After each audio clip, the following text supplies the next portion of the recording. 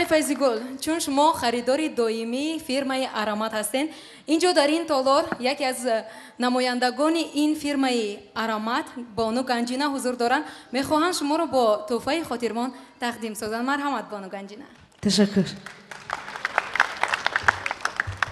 این تحفه از مغازه ارامات به مشتریان دائمی آقای فیضی‌گل. زنده باشه. یک خرسک به خاطر این فیلم.